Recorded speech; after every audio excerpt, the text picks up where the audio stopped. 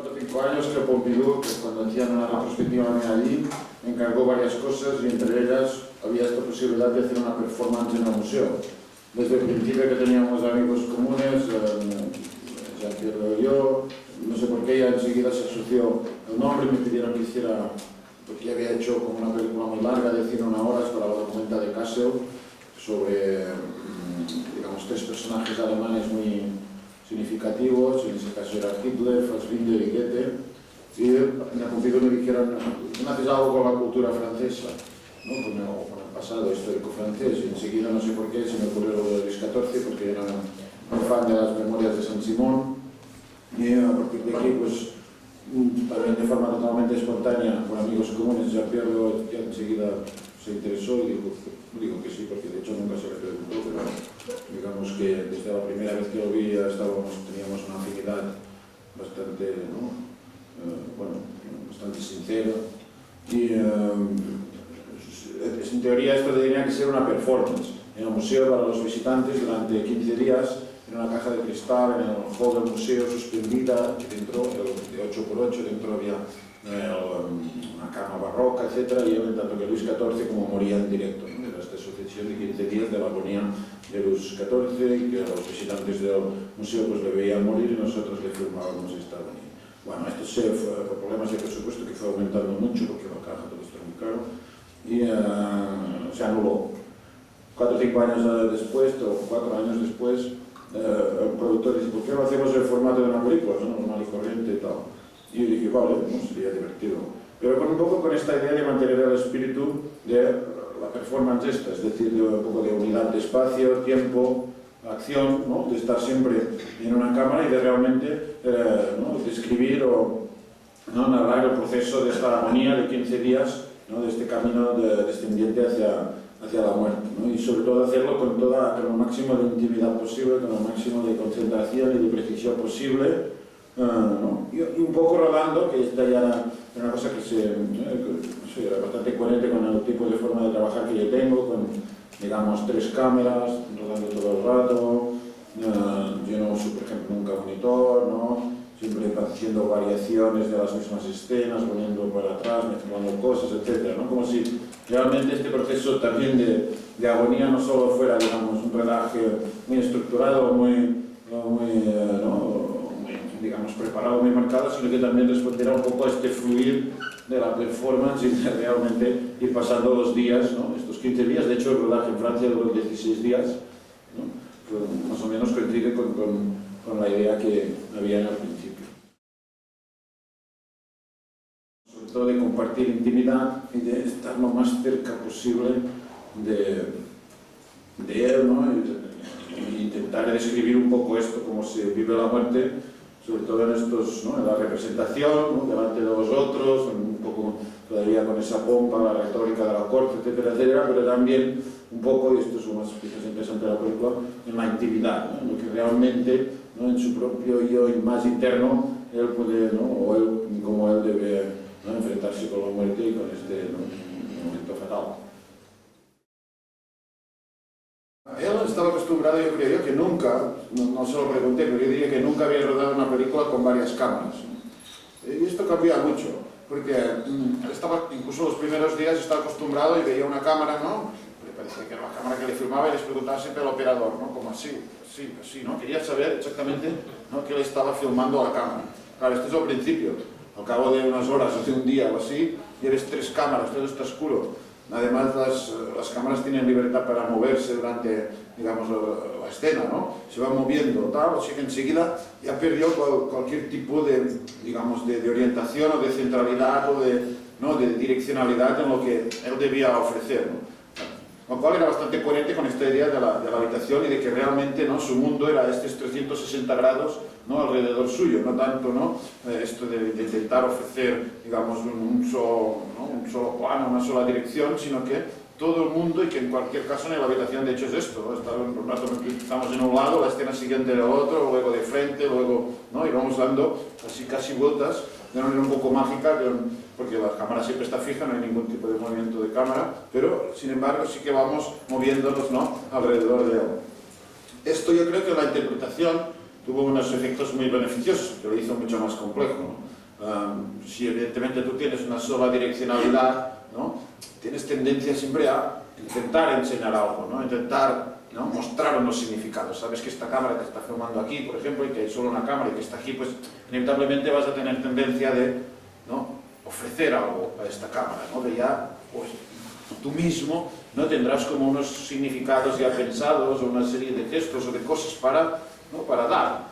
Perdido en este magma un poco de 3 cámaras, de no saber muy bien qué hacer, todo se vuelve mucho más complejo, ¿no? Y sobre todo con esta idea, que era la mía inicial, la obsesiva de siempre, de que aunque estemos en el pasado, ¿no? De cómo hacer revivir este pasado en presente, ¿no? Que realmente lo que estamos viendo sea, ¿no? Que tenga la imprevisibilidad, que tenga, no sé, la fascinación de estar viendo algo que está ocurriendo delante de tus ojos en tiempo presente, ¿no? Con películas históricas pasa que toda la información que tenemos está basada, ¿no? En informaciones o en textos o, ¿no? En la visión que nos han ofrecido los historiadores, y claro, como si todo lo que pasa ya estuviera fijado, ¿no? Como si todo ya supieras exactamente cómo es esto, cómo pasó, cómo era esta persona, cómo era la otra, y sin embargo solo toda la información que tenemos parte de esto, de textos y de ideas preconcebidas y de significados preconcebidos, ¿no? Un poco olvidar todo esto y que realmente en tiempo presente, ¿no?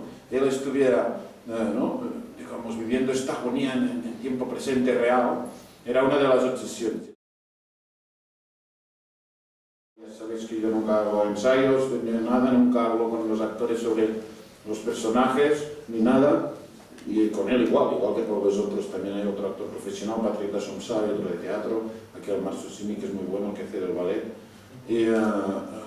pero exactamente igual con ellos, que con ellos sí que trabajamos mucho más diálogos, así como medio improvisados, bueno, un poco a mi manera, que tienen los diálogos bastante largos, pero digamos que no hay ningún tipo de diferencia.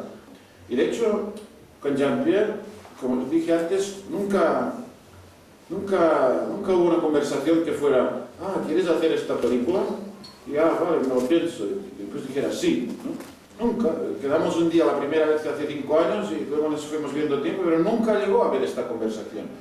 Por tanto, ¿no? Fue como un tipo de afinidad normal, un poco, ¿no? Natural, muy espontáneo, ¿no? Y digamos que esto es muy coherente también conmigo. Yo lo escogí no porque fuera Jean-Pierre Léon ni nada, lo escogí igual que los otros actores, porque me caía bien como persona, sí, me caía simpático y, bueno, era alguien que, ¿no? Digamos que yo estaba acostumbrado a escoger a la gente cuando utilizas actores no profesionales, no los escoges por su capacidad interpretativa, que desconoces y además no me interesa tampoco, ¿no? Bueno, de hecho para eso estoy yo, pero digamos que con él fue un poco lo mismo, no lo escogí porque pensara que sus capacidades de actor iban ¿no? a dar como un resultado muy brillante, sino porque, bueno, sentía esta afinidad y creía esto, que me iba a ocupar yo, ¿no? Y que lo hiciera bien. Luego, ¿sabes? Se fue reconcentrando, a partir de una vez se da cuenta de este sistema que no sirve de nada buscar la cámara, ni ver dónde está, ni nada, ¿no? Lo cual era bastante extraño para él, porque siempre había sido famoso por tener una relación con la cámara. Nunca, no sé qué se decía, que no tenía relación con el público ni con los actores, que digamos que todo su forma de entender la interpretación era de relacionarse con la cámara. Y bueno, aquí perdió un poco esta centralidad. Yo creo que la película le va bien, sobre todo por esta concentración un poco en sí misma, casi mística, ¿no? En la que, y esta era una de las ideas de la película precisamente, en la que toda, digamos, la complejidad de este mundo que hay alrededor suyo, ya sea de la corte, de la política, de problemas con la religión, problemas suyos personales de tener que enfrentarse con la muerte, con los bastardos, etc. Todo se tenía que concentrar en su rostro, ¿no? Digamos que toda esta problemática muy externa, que sabes que está ahí, está en el fuera de campo, ¿no? De este palacio, etcétera, etcétera, que se fuera reconduciendo, ¿no? Y reconcentrando lo máximo posible solo en su rostro.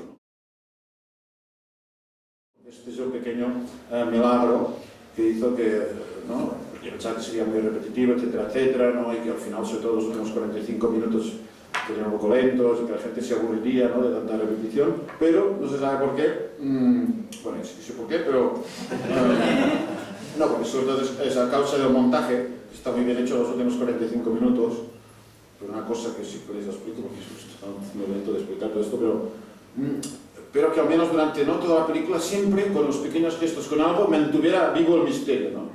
y que no fuera un falso misterio, que fuera algo, ¿sabes?, preciso, pequeño, modesto incluso, pero que, ¿sabes?, hubiera pequeño, fuera guardando, ¿no?, algo de fascinación, ¿no?, hasta el final.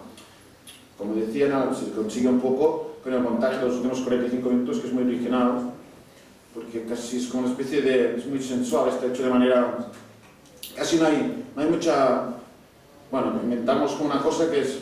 casi no, en todos los 45 últimos minutos no hay mucha coherencia entre el sonido y la imagen, ¿no? Cuando el sonido, por ejemplo, están allí, ¿no?, que hay una persona y ves a la habitación a alguien, ¿no?, que están allí, y luego un plano siguiente, y ya estos han desaparecido, y hay otra persona, pero el sonido es completamente continuo.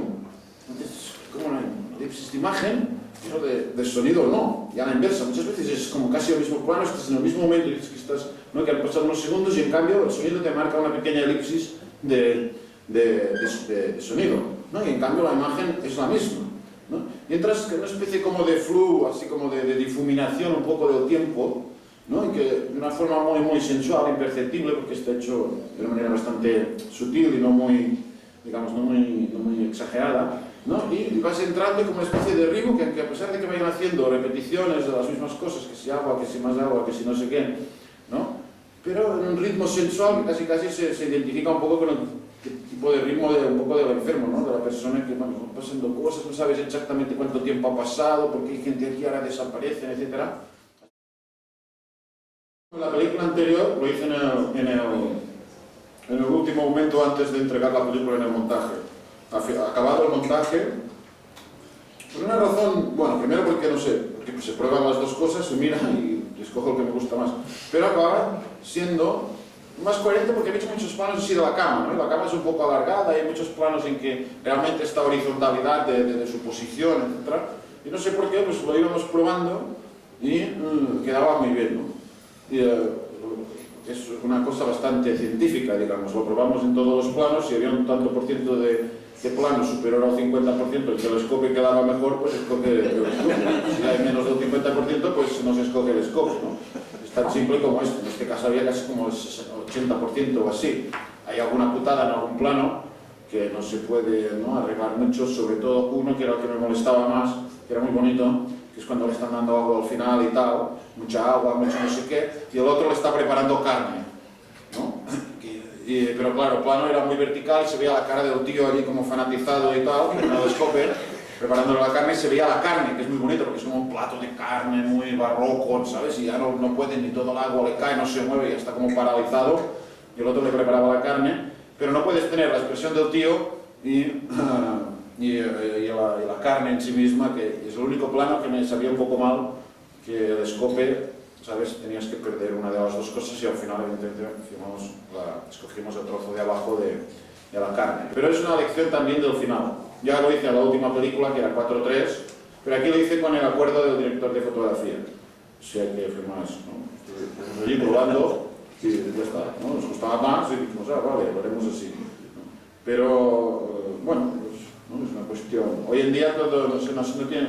Es como es mi manera de trabajar en general, ¿no? Cuando la gente me dice, o alguien pregunta de los técnicos, ¿hacemos esto o hacemos esto? Y yo, pensar, al tiempo que lo pensaba ya ha pasado tiempo. Lo hacemos los dos y así en el montaje escogeremos el que ha quedado mejor,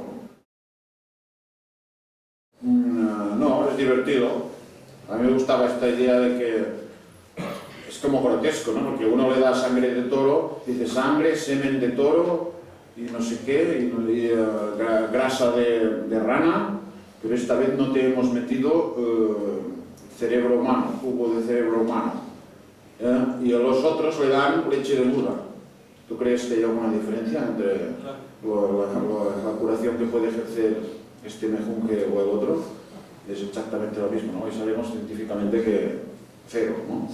Y era un poco este contraste bonito de que a pesar de que hay estas dos vías, y me gustaban mucho diálogos, que es improvisado, cuando digo improvisado no quiere decir que sea improvisado, digamos, quiere decir que no está en el guión o así, ¿no? Que está pensando está un poco pensado sobre la marcha. Pero me gustaba esta idea de estas dos formas de medicina, y que todo, porque sobre todo se ve esto, que todas las dos son nefastas y es todavía más divertido ver cómo le acusan al otro, ¿no?, de haber empeorado su salud, etcétera, etcétera, que esto también es una escena inventada, Y en cambio, lo que hacen ellos es completamente absurdo. De hecho, cuando hacíamos el montaje miramos una web donde poníamos 20 Worst Doctors in History, ¿no? Los 20 peores doctores de la historia. Y este salía número 2. Muy buenas, ¿no? Cuando dice, pero usted dice, la enfermedad es como una sublimación del cuerpo, ¿no? Cosas así, ¿no? Son frases, están muy bien, tienen imaginación, tienen originalidad los diálogos, ¿no? Que era otra de las cosas que cuando decía que la idea esta de hacerlo en presente y de sobre todo evitar el cliché, ¿no? Que cualquier cosa que ya se parecía a un cliché que nosotros ya sabemos de lo que es la historia, de lo que es lo que dice esto, de lo que dice lo otro, era evitarlo completamente. O sea, que no haya ni una sola cosa que pudiera, ¿no? Esto, retrotraer a un tipo de, no sé, como de visión muy académica del pasado y que matara esto, la vida que hay, ¿no? En su manera de actuar, que siempre es imprevisible. Él, de forma natural, comenzó a hacer esta introspección, ¿no? Como perdió la orientación de las cámaras, de todo, ya perdió un poco también esta idea de dar cualquier tipo de información o cosa, y empezó a reconcentrarse mucho en sí mismo, ¿no? De una forma natural, no sé, como en tanto que actor, ya no tanto en tanto que personaje, sino en tanto que actor, ¿no? Y bueno, esto fue que, ¿no? Es bastante coherente. O sea, que provecho, ¿no? Esto lo hacía en tanto que actor, pero en la película lo vemos en tanto que personaje, ¿no? Y precisamente la película lo leemos de esta manera, ¿no? De alguien, la relación con el dolor es muy íntima, es como algo no extrapolable, ¿no? Es algo muy, tú estás solo concentrado con tu cuerpo y si te duele la pierna, ¿no? O algo muy fuerte, no tienes ningún tipo de casi de percepción de lo exterior, ¿no? Solo puedes tener una relación todo el rato constante, etcétera, etcétera, con tu propio cuerpo. Y aquí ya te digo, él se concentraba en tanto que actor en sí mismo, con una especie de misticismo un poco loco. De hecho, hay un detalle muy bonito, que es cuando subía las escaleras, este era el primer piso de este castillo, subía las escaleras por la mañana y había su mujer y su asistente, que tenía un asistente, y lo subían como así, ayudándolo, casi como si estuviera, porque hombre, es mayor y tal, pero yo lo veía un poco exagerado, ¿no? Estaban ahí como... ¿sabes? Claro, llevándolo en volandas, casi el tío que no podía moverse tardaba como, yo qué sé, 3 minutos para subir no sé cuántos escalones, ¿no? Y luego, cuando llegaba a la cama, ¡pum!, saltaba a la cama como un niño pequeño, ¿sabes? Y daba vueltas así a la cama. Y yo pensaba, pero estos dos que lo llevan allí, pero es que lo llevaban a peso casi, que lo subían a las espaldas, su propia mujer, digo, estos dos, ¿qué piensan? O sea, yo siempre trabajaba un poco de esto, ¿no? La persona, el actor, el personaje, siempre me gusta mezclarlo todo, ¿no? Y hay muchas cosas en la película que las identificas con el personaje, ¿no? Pero que en realidad son aprovechadas del actor, ¿no? O de la persona. ¿No? Hay una cosa muy bonita, sobre todo esta cosa que hace siempre de hacer así, la manera con tanta soberanidad, ¿no? Con tanta soberanía, ¿no? Que hace así como apartando a la gente que enseguida ya no quiere, todo, pero de una manera muy súper elegante, realmente como un pequeño gesto, pero con una sensación de autoridad y de casi ¿no? muy intenso, ¿no? La manera como lo hace. Y era sobre todo que en el medio del rodaje, por ejemplo, empezaba a estar un poco agresivo, porque tenía miedo que, como los otros actores también eran muy buenos y hacían diálogos muy buenos y tal, y tenía como celos de los otros actores, ¿no? Y no quería que entraran en el plano, ¿no? Como hay bastante libertad de, digamos, que puede hacer lo que le da la gana, ¿no? Igual que los otros, ¿no? Y pues él estaba así, ¿no? Y cuando ya veía que se acercaba alguien a darle algo, yo les estaba presionando, ¿no? Porque constantemente estuvieran allí acercándose a él, ofreciéndole agua, preguntándole algo, cualquier cosa, ¿no? Y él enseguida ya aún no habían entrado en el plano y ya les hacía así. No, ¿sabes? Bueno, un poco divertido, ¿no? Pero claro, él hacía esto en tanto que actor, ¿sabes? En tanto que la vanidad de actor que no podía realmente soportar, ¿no? Ya, esto la mitad del rodaje, ¿no? Hasta un extremo muy, digamos, excesivo, que hacía casi imposible rodar nada, porque no permitía que nadie se acercara a él, ¿no? Esto empezó, bueno, hasta otra locura, le dice un momento al ballet, que es muy bueno, porque se veía enseguida que es muy bueno la manera como lo hace el ballet y tal, es un tío muy bueno, pastor. Y hay un momento que le dice, así estábamos comiendo, ya no sabía yo un poco qué hacer porque era muy exagerado, o sea, no se podía casi filmar nada ya. Y le dicen al actor, dice, bueno, excusez-moi, mais j'ai rien contre vous, hein.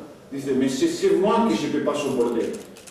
Dice, perdóname, no tengo nada contra ti, pero es moi, o sea, el nombre del personaje, del que no puedo soportar. ¿No? Y ya te dices, bueno, ya que aquí ha comentado, ¿no? Porque yo sabía que era, porque en tanto que actor no quería la presencia de ninguna, ¿no? Y él mismo se busca su excusa como en tanto que personaje que realmente está agresivo, pero simplemente porque no puede, como si fuera ya tan realista que no pudiera soportar a el criado, pero en tanto que personaje de que ya ¿no? Para buscarse la excusa. Bueno,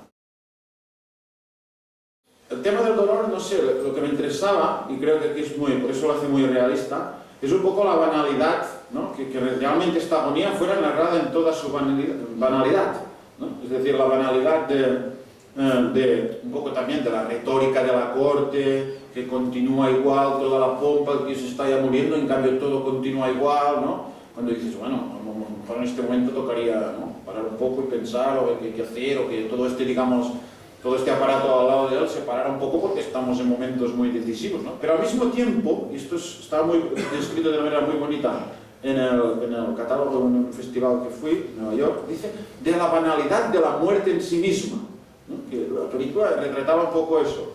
Y es cierto que siempre, desde el principio, hubo esta idea de que fuera, ¿no? muy poco dramático, ¿no? El tema de la muerte, porque normalmente estamos acostumbrados a las películas a que la muerte se ve siempre como una cosa muy, ¿no? Muy dramatizada, como, ¿no? Paradójicamente como un último grito de la vida, un último gesto, unas últimas frases, unos últimos resúmenes, ¿no? No sé realmente. Y ver realmente de esta banalidad absoluta, que es de hecho, bueno, se coincide un poco con la experiencia personal mía, cuando es alguien que se muere, ¿no? Mis abuelos, por ejemplo, así, que es exactamente esto, ¿no? Se va apagando, no sé, ya lo ves mucho, que se queja, no sé qué, ¿no? Y al final se acaba y ya está, o sea, no está ya que no se está medio vivo, muerto, y al final dices, no, está muerto, bueno, está muerto, ¿no? Y tenía algo de esto, de banalidad. Tenemos como dos dramaturgias naturales, ¿no? Una que es esta, ¿no? De la muerte que se va acercando, ¿no? Y esto, ¿no? Ya creaba como una especie ¿no? Bueno, cada vez pues, evoluciona, cada vez es más grave, cada vez no sé qué, y ya no tienes que preocuparte. Y la otra es un poco esta idea de que cualquier gesto de él, y esta era mucho la idea de la dramaturgia de la película, cualquier gesto que él hace tiene una reverberación en la habitación, ¿no? Él mueve un brazo, pide algo y pum, pum, pum, algo empieza a moverse en la habitación, ¿no? Y esto ya no tenías que pensar mucho, ¿no? ¿Qué va a pasar así, no? Haga lo que haga, alguien va a moverse, alguien va a hacer algo, alguien va a reaccionar, ¿no? Y un poco con estos dos ejes de dramaturgias muy naturales, que casi por sí mismas se van desarrollando, ¿no? Se crea ya una tensión natural en la película. Bueno, se crea sola, ¿no? Me gusta mucho esta idea de que la película se crea sola, ¿no? Andy Warhol hablaba un tío con un crítico, bueno, muy amigo suyo, le decía, dice, tú tienes que escribir un libro, con la cantidad de gente interesante que has conocido, se haría solo, ¿no? Como tienes que explicar, ¿no? lo que has visto y lo que te han explicado otra gente, y dice, ya está, ¿no? Y esta idea siempre me ha gustado, intentar buscar una cosa que se haga sola, que no tenga yo que estar ahí pensando, ¿no? Porque sobre todo esto a nivel de guión, ¿no? De esto y ahora porque sabe, y al otro que piensa, y ahora, ¿no? Yo qué sé, esto me aburre mucho, ¿no? Las películas, incluso como espectador, ¿no? Sobre todo dejando un poco de espacio de libertad para que la película te sorprenda a ti mismo. Si tienes esto que es como una base sólida, dramática, pero natural, que no está impuesta, digamos, por unos hechos no muy marcados ya en el guión, llega a sorprender, ¿no? Y si esto añadimos un poco el tema de la incomunicación, ¿no? Así con los actores y con los técnicos y tal, pues de alguna manera esta agonía se vive de forma realmente en primera persona, porque no me está ofreciendo a mí nada, ¿no? El actor, porque yo nunca le digo nada de si está bien o mal o no sé qué, ¿no? De hecho, una cosa muy bonita que hago siempre en los últimos tiempos es que nunca miro lo que pasa. Si miro lo que pasa en el plató, no lo escucho. Estoy lejos y no me gusta escuchar los diálogos. Pero si lo miro, es decir, si lo escucho, me giro de espaldas y no me gusta mirar lo que pasa. Siempre un poco con esta idea de que esta dramaturgia o esta cosa se cree de forma natural, no porque yo lo pienso, no porque yo esté allí controlando todo el tiempo, ¿no?